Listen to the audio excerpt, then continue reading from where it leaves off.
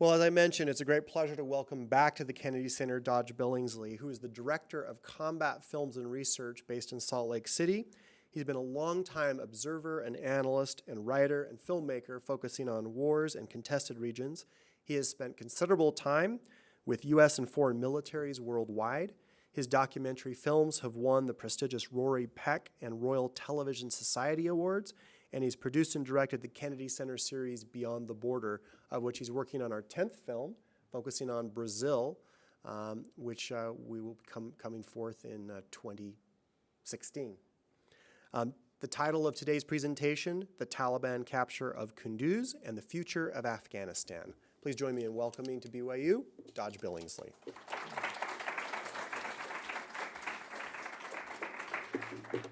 Apologize a little bit, apologize for the late start. I have two remotes in my hand and none of them seem to be working, which is kind of sad because we've done this before and it works fine. So I may have to reach off of mic from time to time, but how'd that happen? Okay, so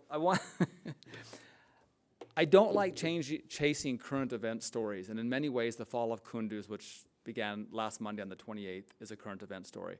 At the same time, is it a strategic story? Is it something that's ushering in a new era of the security situation on the ground in Afghanistan? I'm not really sure, but I've always followed the north of Afghanistan. I was in the north of Afghanistan following 9/11 for months, and so this area of the country means a lot to me.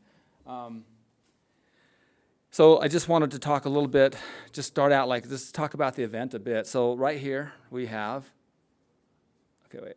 There's the province of Kunduz, and there's the capital of Kunduz. That's the city that fell a week ago Monday. Apparently the Taliban attacked it from three sides.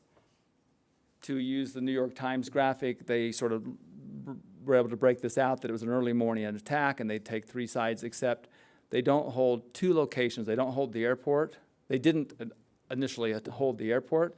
The Afghan National Army, the ANA, and I'll refer to the ANA.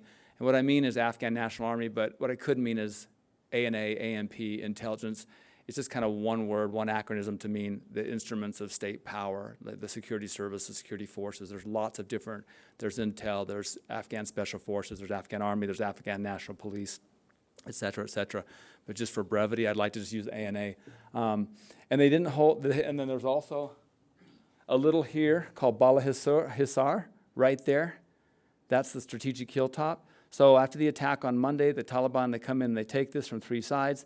They do not hold the airport. There's a close-up of the airport. There's a C-130 on it. Of course, that C-130, I mean, these, I don't know when these satellite images are, when they were taken, but that's where the U.S. and the Afghan National Army are launching their counteroffensive from right now. On Wednesday, 2 days later, they lost Bala Hisar. There's a row of armored personnel carriers. So there's a little military unit, probably around platoon or a small company size of ANA, but they lost this hill two days later from the initial attack, and there was anecdotal evidence that many of the Afghans just sort of like threw their uniforms off, took their uniforms off and walked down the hill and surrendered and that may seem kind of weird, but that's a tradition in Afghanistan. In fact, there's a saying that doesn't translate well into English, but you can fight to the death or fight to the knife. Again, that doesn't make any sense, but it basically means you don't ever fight to a decisive outcome. You fight to give yourself a chance to live on and fight again another day. And Afghan history, military history in Afghanistan is full of examples like this. In a way, it makes no sense. When we bring our army in, we want decisive victory on the battlefield. Certainly some of the foreign elements in Afghanistan that are our enemies and the Afghan national government enemies, they want decisiveness on the battlefield. They want to wipe you out, destroy you, so the threat is over. But you'll see in Afghan history, the reason some of these warlords live on and on and on, and their units live on and on, because there's always been a back door provided.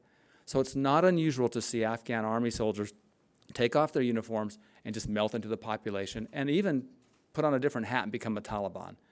The flip side was also true. When I was there in 2001 in the north, we saw many Taliban who all of a sudden were now members of the Northern Alliance or the United Front, our allies.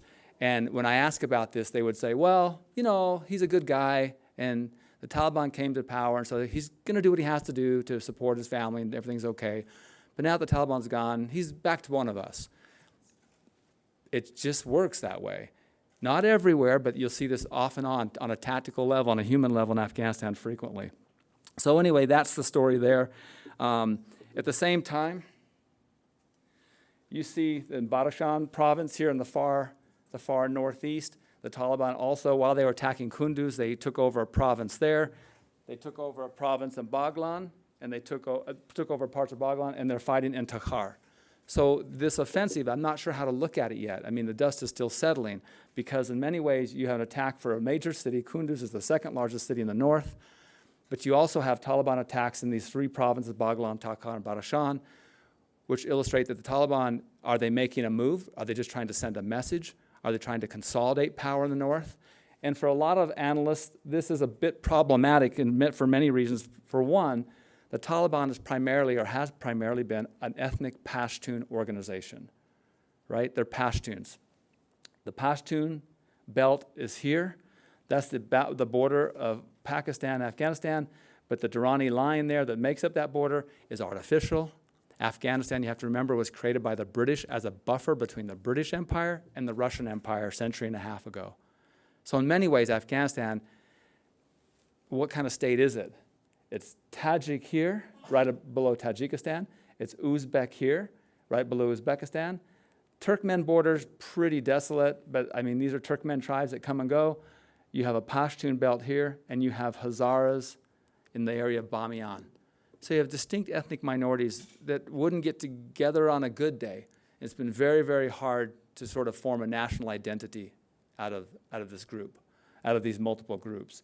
So anyway, what's been disturbing, I think, for me, again, looking in the north, is you expect Taliban action in the south. If we look at almost all the action we've done in Helmand province here, in Kandahar, up along here, Gardez, Coast, Jalalabad, pretty heavy Pashtun Taliban. Al-Haqqani network operates in here. But in the north, where you have traditionally Uzbeks and Tajiks, it's been a little more favorable to government forces, at least Uzbek and Tajik-run government forces, because you do have Pashtuns in the region from centuries ago, but you don't have a strong, it's not the Pashtun center of gravity. What's interesting, though, there's also been a lot of anecdotal evidence that the Taliban is a new, friendlier Taliban than we had in pre-2001. In other words, they haven't outlawed music, photographs, TV. In some cases in the north, the Taliban have been handing out school supplies to girls' school. I mean, this is not a universal Taliban message, and you have to wonder if they gain control, is this a win of hearts and minds so that when they win, they go back to a sort of just completely suffocating Sharia law? They've said they're going to go back to Sharia law. What's their interpretation of Sharia law? Will it be the Taliban that we attacked in 2001 and 2, or is it this new Taliban? Another thing that's really interesting is that I've seen in the newspaper Hazaras, Shia Hazaras in the Taliban. No way before. Sunnis and Shias, they have problems here just like they do in the Middle East, and the Hazaras and the Bamiyan region were heavily persecuted by the Taliban. Now you have Hazara commanders. You have members of the IMU, the Islamic movement of Uzbekistan. They're up here from the Fergana Valley, but they've taken refuge in Afghanistan for 15 or so years, and they're quite active in the region. You have Tajik groups that are now aligned themselves with the Taliban. So the area is in a way really interesting because I don't know really what's going to happen. It's also really complex. And then, of course, on Saturday, probably the most media tragic event was the bombing of the Doctors Without Frontiers, Medicine Sans Frontiers, Doctors Without Borders, or MSF, hospital in the center of Kunduz. Again, I took this out of the New York Times. And it's tragic. I say media tragedy because people are dying all over the place in the Kunduz and in the regions as these battles wear on, but because this one was instigated by the U.S. Air Force, Doctors Without Borders has called it a war crime. I really think those are the wrong words. We don't bomb hospitals on purpose. I'm not saying there's a good reason. It could have been a terrible accident. It could have been a rush to judgment onto where to send that bomb. It could have been a handoff on coordinates because we know the coordinates came from the Afghans. Whatever it was, it shouldn't have happened for sure. But to blame the U.S. on a war crime, the Air Force for a war crime act, it's just not realistic. We don't bomb civilian hospitals, not on purpose.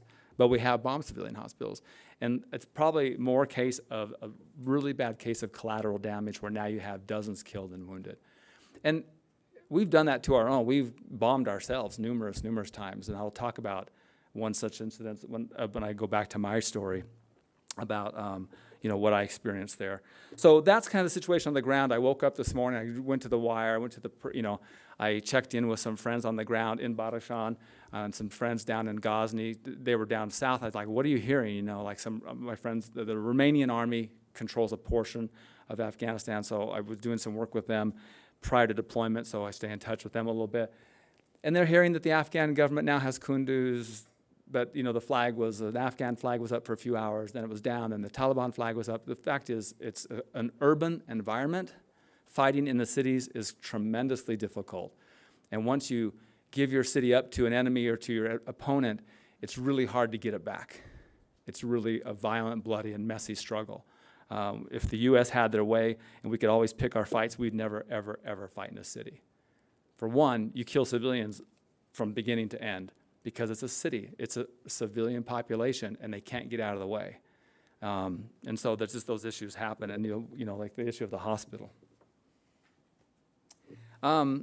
There's also a strong historic legacy to this, which I think interests me again a lot because it was the last major city in the north to fall. And like I say, I was there at the time, and I kind of want to go through this briefly.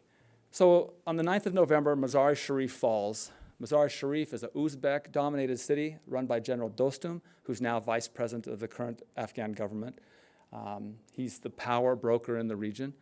And so you'll see actually the Karzai government and now the Ghazni government, what they've basically done is try to call these warlords from the different parts of Afghanistan into their cabinets to basically, keep your enemies closer type thing. I mean, they can't control the country. Kabul has no control over Mazar-i-Sharif or Herat or these places unless the strongmen who control those for a long time are on board. So Herat falls on November 12th to Ismail Khan. He's the local warlord there. Now, each of these warlords were backed by Special Forces ODAs, Operational Detachment Alpha teams. So we sent one with each important warlord right after 9/11 as soon as we could get them on the ground. So Dostum had an ODA, Herat had an ODA, Karzai had an ODA. Kabul falls on the 13th, to John Simpson and the BBC. I don't know if you remember that story, but John Simpson, they just sort of melt away. The BBC gets into Kabul before any armed forces do, and so John Simpson makes this great statement. The BBC has liberated Kabul. It was funny. I thought it was funny. BBC did not think it was funny, and so they issued a formal apology. The BBC did not liberate Kabul. They do not engage in war fighting, et cetera, et cetera, et cetera.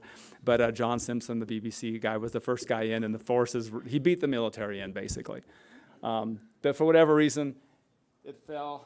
So Kunduz falls the 26th. So there's a big gap there between the 9th, 12th, 13th, and the 26th, which we're going to talk about in a second. And that is basically, let me just wrap this up real quick. And then finally, the last big bastion of power, which is actually the Pashtun area, is Kandahar falls on December 7th, 2001. What is that, 60 years after Pearl Harbor attack, right, on December 7th. And Karzai is the warlord of the local strongman in charge of retaking Kandahar, backed by his special forces, ODAs, and the bulk of American or U.S. air power. So after that, all the major cities are gone to Taliban power. It doesn't mean that the Taliban doesn't exist in Afghanistan. It just means they went deep. They went into the mountains, they went into the caves. Right after this, on December 7th, we have the Tora Bora episode, which is up here on the border of Pakistan, where we thought we had Osama bin Laden, and we may have, I don't know, but he slipped through the noose and he was able to escape, or whoever was there was able to escape. In March, I was involved in a pretty serious fight up here in the Shai-Kot Valley, known as Operation Anaconda. And that's where we get the story of Roberts Ridge, the Navy SEAL Roberts Ridge, who, he falls out of the helicopter and fights until he's dead, and then we lose 7 more trying to save him. It's become, kind of a watershed moment in our casualty taking, in our storytelling, our narrative of our experience as Americans in Afghanistan. So back to Kunduz. So Mazar-i-Sharif. Let me see. There's probably a note why I brought this up, but I can't remember. Okay, so my experience. When Kunduz falls on the 26th, I'm here in Mazar-i-Sharif. Or more accurately, I'm actually, I'm a little further out. Well, I covered it up with about right here. You can't really see it, but I'll go into it. Mazar fell on the 9th. Basically, the special forces with General Dosun's guys, they come up through this pass right here. A major battle is here. Battle is fought here. We bombed the heck out of it with B-52s, but they still controlled the pass. They fought through it for a couple of days. It was very bloody, decisive. It wasn't decisive, but it was very bloody. One of my friends who's a CIA operative on the ground there, he did 6 or 7 amputations. He goes, I don't remember. He's not a doctor, but he just was called to assist and given a saw and said, go to town. Because, it was really bloody. These are all in Afghans. He said it was such a mess, but there was a little bit of bloodletting. When the Afghans broke through and they came in here, the Taliban left Mazar pretty much in a hurry because, it was really common to see Taliban being just lynched hanging from a tree. They'd been there 2 weeks or a week or, because all of a sudden the power had shifted and locals are like saying, okay, we've had enough. And so there's a lot of this local bloodletting on a personal level. But what they do is they take over. There's the route right there. So they fight their way through here, the Mazar-i-Sharif. And what happens is all the Taliban in the north then congregate to Kunduz. So they basically encircle Kunduz here. Kunduz probably should have fallen earlier, but there's a very controversial moment in U.S. history and the history of this war, which is still even, U.S. officially we don't even talk about. Some people call it the airlift of evil. And basically it appears, and we think, because we needed Pakistan as an ally, that to help Musharraf out, we allowed the airlift of 1,000 or 2,000 Pakistani Taliban out of that place before we took it over. No one knows for sure, but the special operations who controlled the hilltops, all of our guys had eyes on the target for 2 or 3 nights, watched C-130 after C-130 after C-130 after C-130 leave with all of our enemies, or the enemies of the future Afghan government. Excuse me, government. That's why it's been titled, some guy in the SF actually called it the airlift of evil, because we basically airlifted everybody out that we should have been, in many quarters, by many people's ideas, we should have been killing, but or capturing, so whatever. So there's a stall, and that's why it takes till the 26th. You have a couple of weeks there where this is going on, the political maneuvers are going on. You have to remember, we barely could have the strategic forward power to attack Afghanistan. So we set up a number of secret air bases in Pakistan that we had to have. I remember the A-10 squadron was trying to get from Kuwait, and that's a ground attack aircraft, so it's very important for ground combat to have the A-10s. They fly slow enough that you can actually hit the enemy without blowing everybody up, including yourself in the area. F-16s, F-15s, F-18s, 14s. The French were there at the Mirage. They fly too fast. Even though they can drop a bomb accurately, a lot of times the 500-pounder goes off and you kill a bunch of Americans. U.S. killed some Canadians. We had to get the A-10s over. We had to open a secret air base in Pakistan to get the A-10s there. Under the rules, we weren't allowed to fly those A-10s in and out of Pakistan during the day because the Pakistani government did not want it to be seen that they had U.S. aircraft there, although everybody in the area knew there were U.S. aircraft there because they'd fly in and out every night. The other thing is all kinds of strange rules. You could leave fully armed, but you couldn't come back armed. You couldn't bring bombs back in over Pakistani airspace. So if you didn't have a target, you just jettisoned your bombs on whatever. So what we came up with, it's not that unusual, with these little kill zone boxes all over Afghanistan. So if you were on your sortie and you never expended any of your bombs, you just went into the kill box, and anything we decided in that kill box that was alive was an enemy, and we just try to hit them, and then we'd fly back and refuel and sleep. So all this was going on. Lots of deals had to be worked out with Pakistan. There's never been an official statement about or a telling of this history, but anyway, Kunduz takes a couple more weeks to be taken. One of the problems is the foreign Taliban, which I sort of alluded to before. So on this road, two things happen. In Mazar-i-Sharif, in the chaos of leaving, there's 600 Pakistanis get to Mazar-i-Sharif. They're just fresh recruits from Pakistan, Taliban. They don't know what's going on. The seasoned Taliban leaves them in Mazar-i-Sharif, just leaves them there, and goes on to Kunduz. So as soon as they realize that they have 600 Pakistanis held up in the girls' school in central Mazar, they try to go negotiate with them. They send a couple elders in. They kill the elders. The Afghans say, okay, that's it. We call bomb strike in. We level the school. About 300 or 400 are killed, essentially. 200 or 300 go out. They were able to get out. Then you see this really bizarre case of where the Afghans, Dostum, Atta, and Mohakik, the three Tajik, Uzbek, and Hazari leaders, they divvy up the remaining prisoners. What do they do with them? Sadly, if they're young and you're a semi-attractive Pakistani boy, you became a sex slave of one of the warlords or someone in the command. And we just saw a story a couple weeks ago about the abuse of young boys in Afghanistan. It's rampant. It's rampant. I saw it. Everybody sees it if you go over there and spend any time over there. But what they really wanted was money. And since they were fresh from Pakistan, they would collect their families' phone numbers, and then they would basically call back in Pakistan and say, I've got your son. You want him back or you want him dead? And Dostum and this guy's ransomed all these guys off. And just got, so they got back to Pakistan after paying, their families paid huge ransom. The other group that came, there's a group that went contrary, and they came out, they were going this way, and they end up on the road here. They were promised safe passage. They end up at the Kalajungi Fortress on the side of the road. No one really knows what to do with them. They put them in this little basement here under what we call the Pink House, and then they revolt. And they kill the first American, Johnny Michael Spann, CIA agent, and he's killed on Sunday morning. That's where I was. So we go to respond. We're in the city of Mazar-i Sharif, 10 miles out. We hear all this fighting, and there's not supposed to be any fighting nearby. So I jump in a taxi with a couple buddies. We said, take us to wherever that fighting's going, wherever the noise is coming from.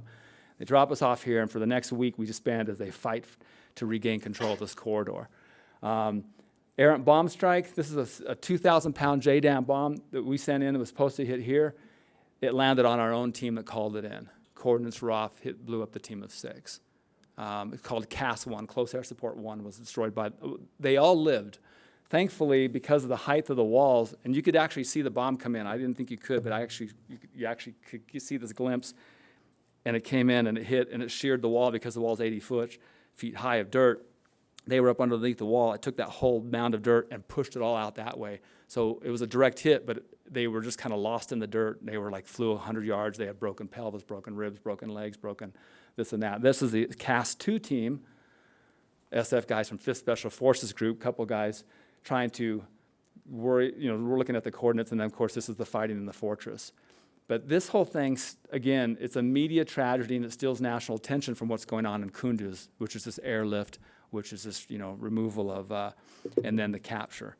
And so the idea, and so these prisoners that we met in Kunduz, they ended up here, and then most of them died. I think there's about, I don't know, I think we counted 170 or something in the southern courtyard. They were kind of hard. I mean, obviously we were bombing the place, so some were not full bodies, but there's this history to the north. And when you look at this current situation, the question is what's the strategy? Here's a Taliban posing for pictures I got, in Kunduz last week. Now, if you're an Afghan, and from here you sit in your chair and you go, why is this guy posing for a picture? I called a friend who is a colonel who is heavily involved in the train and assist mission. And I said, what's up with the Afghan army? I mean, seriously, we've pumped so much money there. Why can't they stand themselves up and do this thing? And he goes, I don't know. And that's the thing, I don't know either. But Afghans are survivors, and this kid probably realizes that, these Taliban might be my new leaders in a week. I mean, they could rule the country in a few months. They just don't know, so they hedge their bets. They're not fully engaged with us. They never will be. But I'm not sure I can blame them, because sooner or later we leave. And they're going to stay. And these guys are locals. But here's the Taliban. Now here's the Iraqi Special Forces. If you look at their gear, they look a lot like us. They're built in our image of Special Forces. I mean, everything. If you look at it, it just looks like the U.S.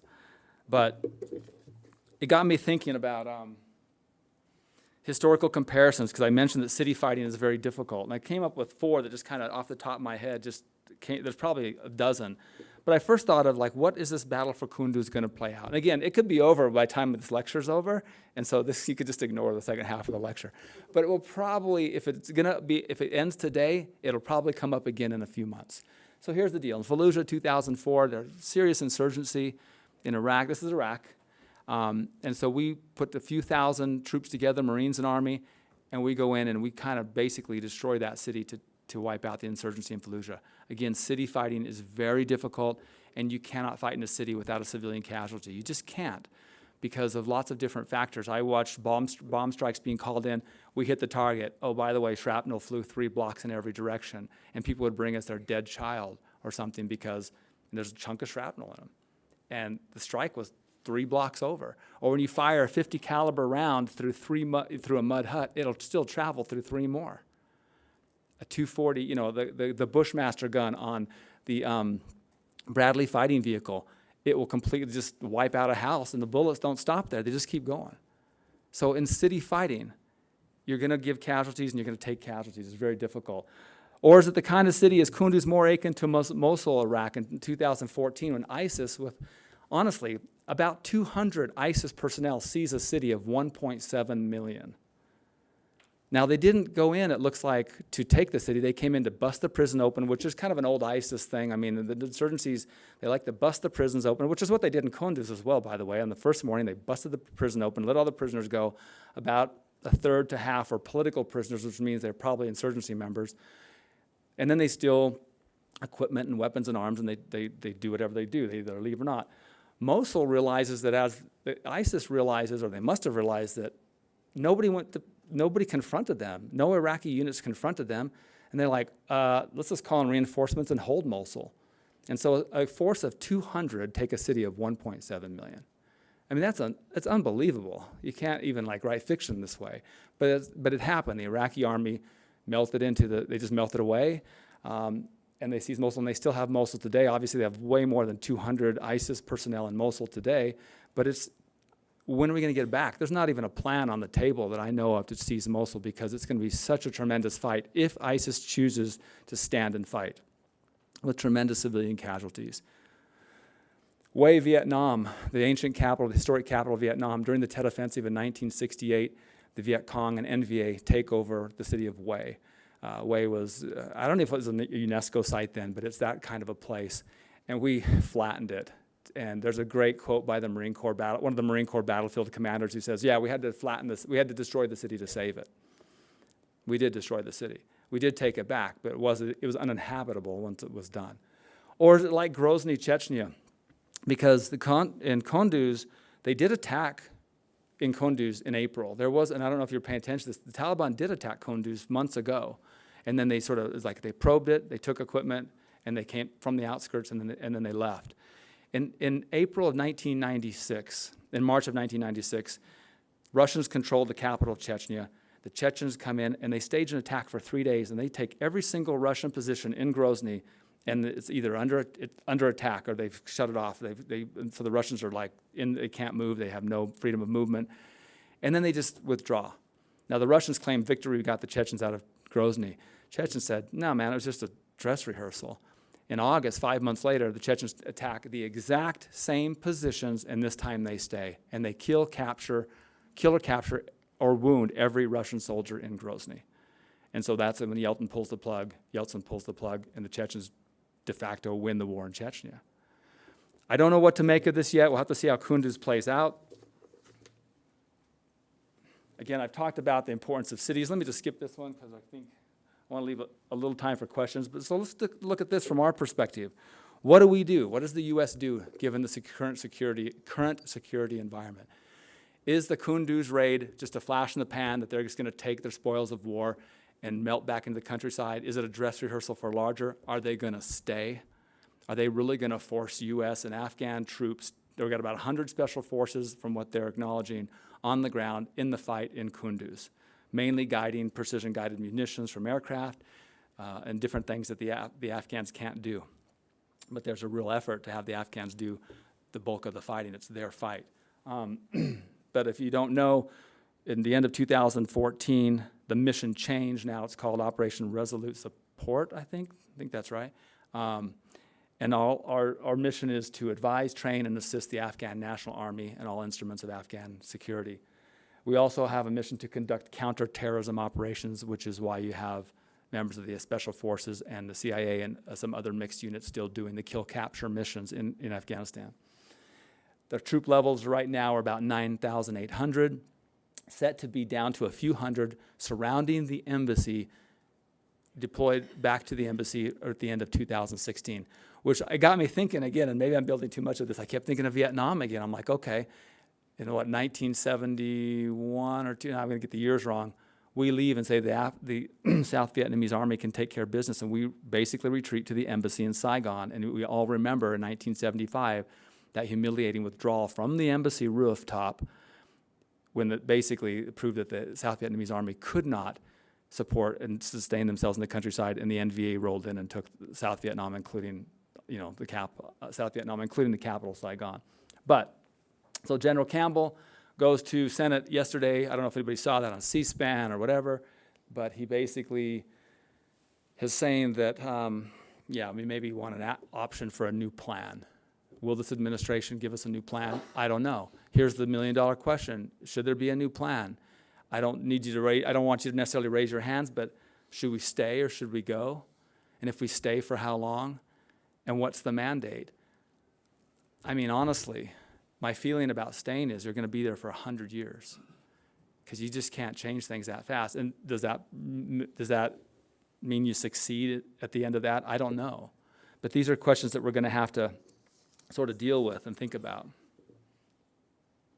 Afghan capabilities. This is something that, here's the numbers. We've spent about $700 billion in Afghanistan since 9/11. We've lost 2,300 men and we have 20,000 wounded. But the Afghans have lost 13,000 in the last 3 years. Why? Because as our footprint has drawn down, remember in 2009, we had 100,000 US troops in Afghanistan during the Afghan surge, modeled upon the 2007 Iraqi surge. Things seemed good while we had 100,000, good, I don't know, subjective, right? But things seemed manageable with 100,000 troops there. Now we're down to less than 10,000. The future is going to bring us back closer to 500 or 600. Why can't the Afghans take care of this themselves? And this is the question. But again, we saw this in Iraq as well. Why couldn't the Iraqi army take, and again, I pose that I don't know the answer to this, except I look at the fractures along societal lines, along ethnic lines. You have Uzbeks and Tajiks in the north. Think of the name, United Front versus Northern Alliance. The name was the Northern Alliance, but that automatically means you're kind of excluding the South, right? Well, the South is truly Pashtun, but does that mean there's no Pashtuns that want a national government that don't want to be in the Taliban? No, of course not. There's plenty of people in the South that would rather not live under Sharia law, Taliban style. So they changed the name, it's a branding thing, right, to United Front. And therefore, anybody who's against the Taliban is part of it, and Al-Qaeda and the different groups are part of this United Front. But in reality, you stack up Tajiks, Uzbeks, and Hazaras against Pashtuns and against those geographic lines. And again, this is a state that designed by the British to be a buffer between the British Empire and India, which is India, Pakistan now, and the Russian Empire. They didn't want to cross each other as global superpowers back then. And you're kind of dealing with a legacy issue right now. I don't know what the answers are for this. But I do know one of the things that's really interesting is that in all the combat missions that I was part of or that I was along for the ride, in every single case, the Afghans were given the responsibility to do the main work. It was basically, I think, for three reasons. We didn't want the world initially to see this as a war against Islam, from the United States war against Islam. We wanted the Afghan people to understand that we were there to support legitimate Afghan armed forces. So we gave them the lead role in almost everything. At Kala Jungi, the special operations guys that were there and the CIA guys that were there, they were there only to pick up Span's body off the battlefield. It took them 5 days to collect his body. That's how bad the fight was. It was back and forth, about the size of a football field. It's like put 500 enemy inside the stadium here and put 500 enemy on the outside, and it's to the death. And that's basically what it was. It took about 5-6 days for it to work itself out. But the Afghans called the shots by design as well. It was their fight. We wanted them to take ownership in it. 2 months later, 3 months later, I'm in Operation Anaconda. The whole design in a valley was we put our U.S. were the blocking forces on the east, and 2 Afghan units that we were working with were going to sweep in from the west and crush the Taliban in the center. And if the Taliban chose to run up against our blocking positions, then the U.S. forces would obliterate them on the blocking line. The 2 Afghan units had to be separated, our allies, because they hated each other so much that if we ever left them alone, they were going to kill and wipe out each other before the battle ever started.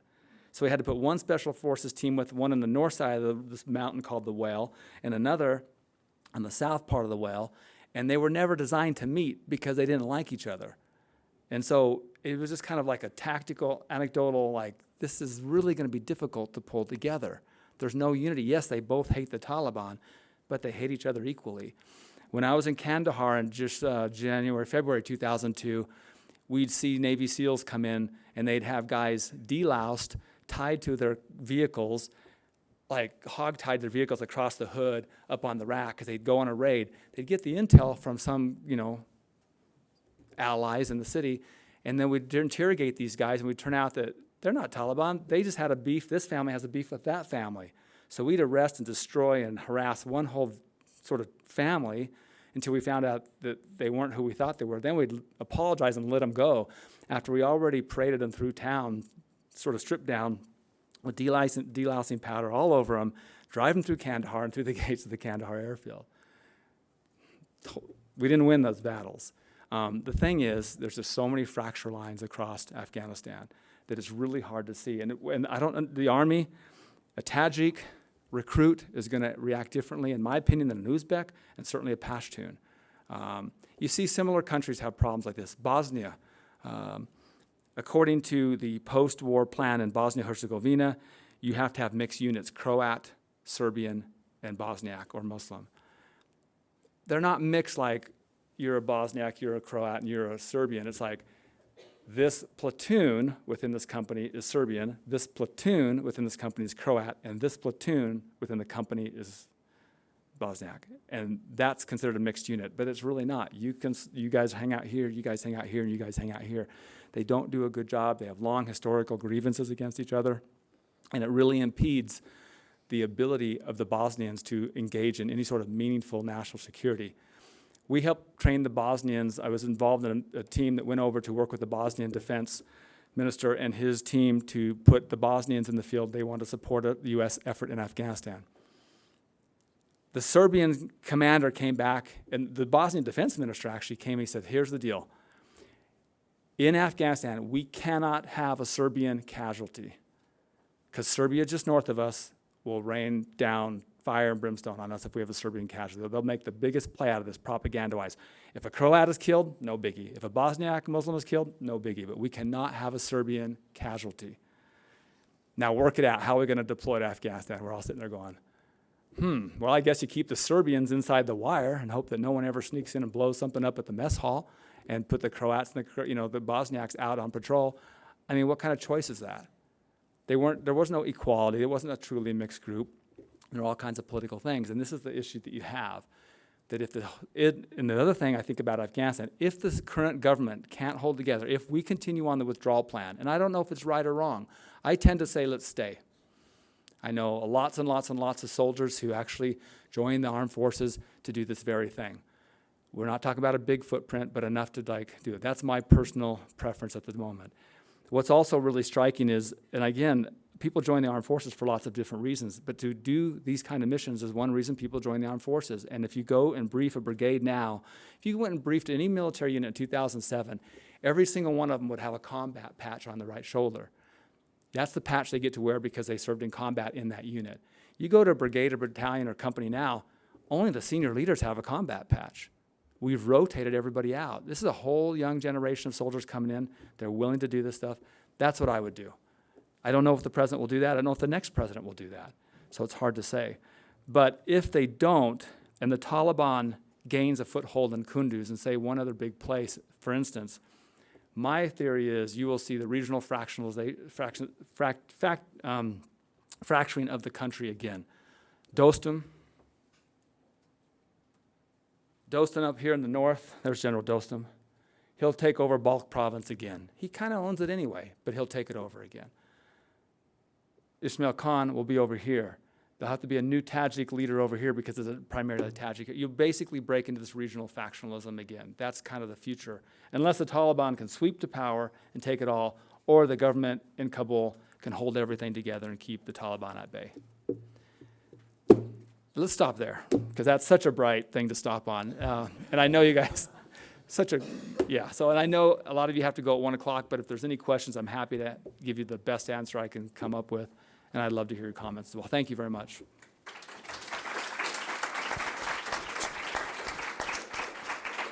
So if you can stay and you would like to ask a few questions, I just ask you to line up and tell us your name, what you're studying, and we'll take a few minutes if there's some questions. Go ahead. Hello, sir. My name is Pierce Bennett, studying political science. So you mentioned that, in your opinion, you'd like to stay in Afghanistan. And I feel like the certainty is the longer we stay, the more civilian casualties there would be due to the instability and violence. So the question then arises, in your opinion, the coordination and cooperation on behalf of the Afghani officials and the coalition forces, how would you say their efforts in state building has failed, and what type of credibility needs to happen in order to come back from such a substantial loss? You mean the Afghan national government's ability to state build? Yes, sir. You know, one of the interesting things is now we have the new Afghan president, relatively new. Has it been a year? I think it's been a year or so since Karzai resigned as president. Karzai always, by most accounts, by most people that worked with him, always had one foot still in the Taliban camp. And again, you don't necessarily blame the Afghans because, you know, U.S. foreign policy changes. It'll change again as soon as we have a new presidential administration. Now, what that direction is, nobody knows. So my feeling is that they're going to hedge their bets, and so they're not going to, you know, I think they'll hedge their bets through the next elections and then try to get a clear idea. As far as failures in state building, you know, one thing we do have to remember is our Declaration of Independence was what, 1776? I mean, we had like a 12, 13-year period where we were still sorting things out. And it takes a while to get going. I think today, though, in the 21st century, you have such a media-saturated environment that everything you do is visible and under the microscope. And so you just don't get the slack you got, I think, 2 centuries ago, where you have time to work these things out. I mean, it's going to be a rough road for Afghanistan. But they can't do any serious state building until they can sort of get Afghans to think of being Afghans and not Tajiks and not Hazaras. And that's the thing that makes the United States work, right? I mean, we have a strong Mexican-American community, a strong African-American community, but I rarely hear those guys saying, I just want to turn America into Mexico, or I want to turn America into Africa, or I want to go back. I'm proud to be an African-American, a Mexican-American, Indian-American, a Chinese-American. So there's an identity with the state, and I think that's something that's going to take a while in Afghanistan. Remember, we're not the first war in Afghanistan, so before us it was the Taliban, before that it was the Soviets. So it's been pretty crappy over there for like 40 years. So that's a generation or possibly two that this is all they know. And so they don't have, you know, and the other thing is in the Afghan army, instruments of security, if a US soldier gets killed or injured or you know, falls in the battlefield, he's collected up right away, hopefully, and saved, you know. I mean, we do everything to take care of they just don't even have those kind of resources if they want to do that. So there's always this idea that, I mean, I've talked to Afghans, you know, why put my life on the line like that? Because there's no 911 for me. There's no 911 for us. There's no 911 for the nation, where I think we kind of have that. So I don't know. That's a tough question. Failures in state building. There's all kinds of failures in state building, but I don't know how to quantify those in a way that's meaningful. It's going to be a long road, and I guess that's the reason I think that we ought to stay in some sort of capacity. I don't think we necessarily would have to be in a lot of these urban environments, but I think that it might hold some of these things at bay if they knew that the force of the United States was behind them. I mean, one of the things about Afghanistan is it's not Iraq. The road structure in Afghanistan is atrocious. So airlift is it. I mean, during the surge when we had 100,000 in Afghanistan, one of the biggest problems is we didn't have enough CH-47s, MH-47s, Black Hawks, and everything else to move the troops around to actually do meaningful, effective counterinsurgency operations there.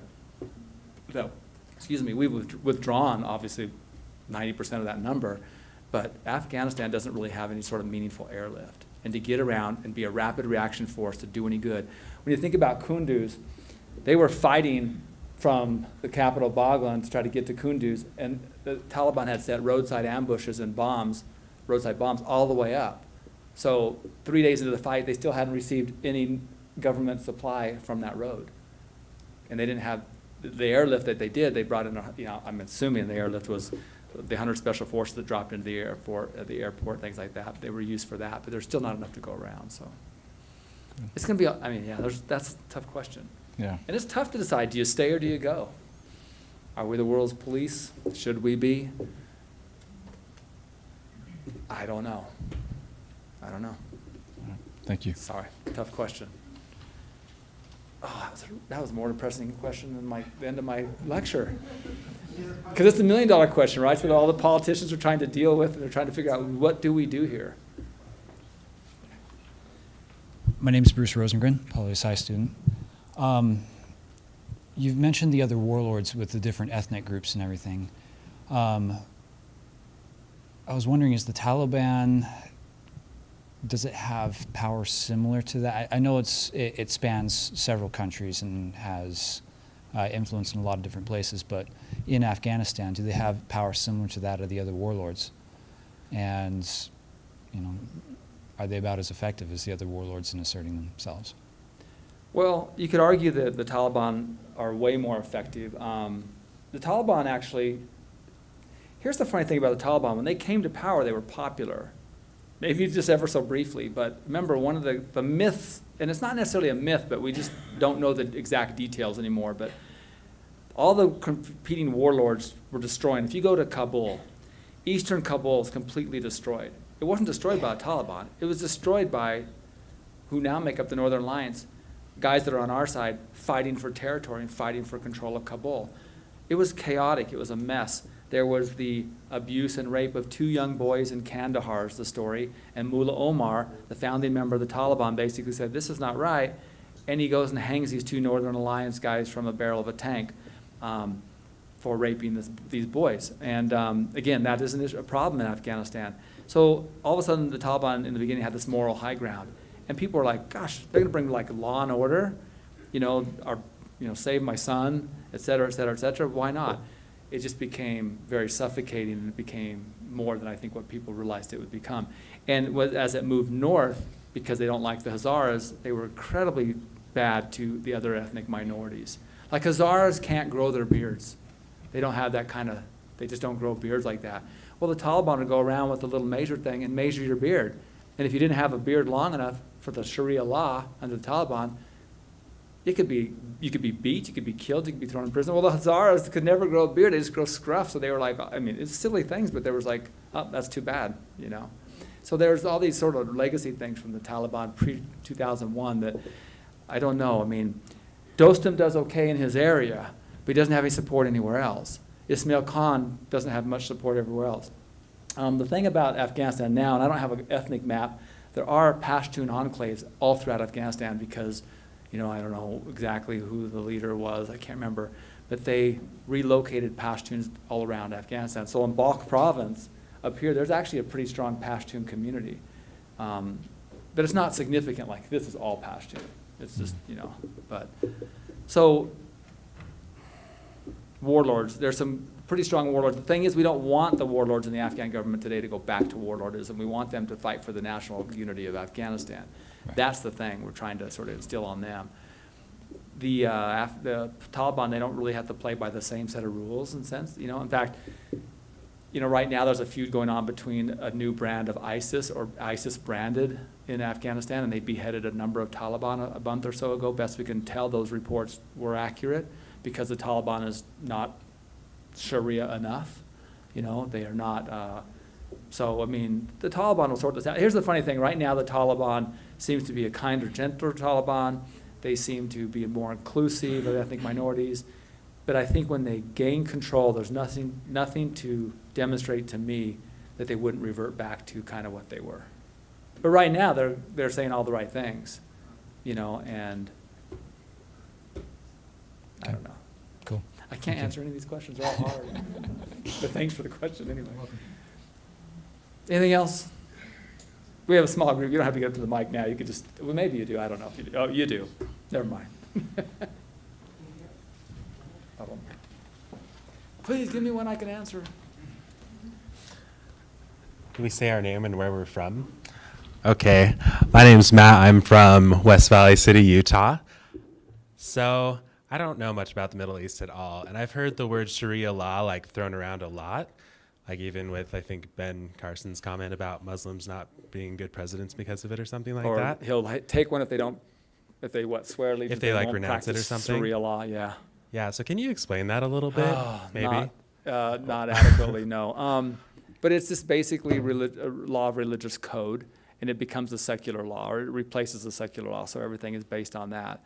And again, it's practiced in different places around the world, but it's also very much open to interpretation, because all Muslims believe in Sharia, but not all Muslims are the same. I mean, if you look at the two main sects, the Sunnis and Shia, and then you have a third sect, the Sufis, they're all a different way of looking at this thing. One of the problems in Chechnya was that the Chechens are Sufis, and the Chechens look at like they respect their ancestors. Sunni, under this Wahhabist code, they don't allow pictures, or they don't allow because only God can create you, so you can't make a replication of you, so you can't take a picture of you. And that's against Sharia from Wahhabists. So when they came into Chechnya, they went to all the gravestones, and in the Caucasus, it's interesting, they engraven like an image of your face on the stone. So the Wahhabists all came into Chechnya, and they go, well, that's not gonna work, and they bulldozed all the grave sites. And the Chechens were like, excuse me, that was like 10 generations of my family, and so they didn't accept this at all. They weren't gonna put up with any of this, although they still believe that the law should be governed, by Islamic code. So, yeah, I don't know. I'll go look it up again and refresh myself with the actual definition of Sharia, but it's terrible I can't say that. So I'm Deborah Fletcher, and I'm studying psychology. My question is more about the films. You didn't bring up anything about. Oh. What do you do with the films? Do you consult? Do you create? Yeah. So I've always had an interest in filmmaking, but I went to school and got 2 degrees in war studies and went to work for a think tank, and I was bored out of my mind. I wasn't bored at the top because I just didn't like sitting in a cubicle. So I kind of resurrected my interest of film, and so I started going to war, and I would take a camera with me everywhere I went. I worked for a production company in New York City, was how I kind of got my start to see how films were made, and we did a bunch of discovery programs, all on military weapons. I was telling her earlier, we did one on the main battle tank, line of the battlefield, really dumb shows, but technology type shows, the stuff that the 18 to 25 male demographic just eats up, and so that's why Discovery's in that kind of business. I didn't like those so much, so I broke off and made my first film on my own in Chechnya, and did the story of the rebel commander Shamil Basayev, and so I wanted to tell more of a human story from the Chechen side. And since then, I did a film on Helen Foster Snow, who was a Utah native, BYU inherited. When she passed away, all of her important documents, us and Berkeley, they sort of split the collection, but I did a film for BYU, and that actually brought me out to Utah to stay, because I made this film, and it took a couple years, and then I was kind of here. And then 9/11 occurred, and then I raced out there and finally gave up my New York apartment and stayed here for good. But we've done a number of films for like BBC, Discovery Channel. Mm-hmm. We're finishing a film right now for the Smithsonian Museum of African Art. Oh, okay. And of all things, it tracks the flow of art and ideas between Oman and Zanzibar, because it looks at the monsoon wind and how travel historically, before motorized travel was possible, how they come down on the monsoon wind like clockwork every 6 months, and then they go back on the monsoon wind carrying this idea of arts and culture. That film will wrap up probably in the next 30 days. So you go with kind of obviously not as a soldier credential. Oh yeah, no. When I'm here working with the U.S. military, I'm embedded usually as just a combat reporter or something. Okay. Although that before the embed existed, this idea of embed, I would just go. Okay. On your own. Yeah, and then usually what happens, in Afghanistan I lucked out in the sense that I had given some, for instance, the Chechen conflict happened in the mid-90s. I spent a lot of time in Chechnya. It was very interesting to me, not interesting to anybody else in the world except the US Army think tanks, because they want to know how in the world is this little group kicking the crap out of the Russian army. Mm-hmm. So I would come in and out of there with firsthand information, so they'd invite me to go speak at some of the military institutions. So I'd go to the Command and General Staff College, I'd go to School of Advanced Military Studies, and I'd lecture to large halls of soldiers based on my findings in Chechnya and what I saw. And that was fun for me. when the war started in Afghanistan, I was fortunate enough to run into some of those same soldiers that were going through those courses, and they befriended me because they're like, didn't we see a lecture from you Oh, that's in good. Fort Leavenworth? I'm like, I guess you did. There was, 200, 300 of you at a time. That was very a fortuitous connection that was really helpful. So when I got on the ground in Kalajungi, for instance, I was able to sort of link up with these guys from 5th Special Forces Group easy enough. I kind of knew how they operate, this and that, but there was nothing official about it at all. Okay. There was also just a little bit of, and again, I had a sat phone because I was stringing for CBS. And all the all those guys that would be mad if I say this, but they all wanted to call home, so I just let them use the sat phone. They'd all call home every night, That's cool. And it was just a mutually beneficial relationship in the middle of a place where there was only like 24 Americans. Well, that's So- a great story. Thank you. So, thank you. Good question. A question I could answer. Thank you so much for staying, and again, thank you very much. I think we got to wrap it up.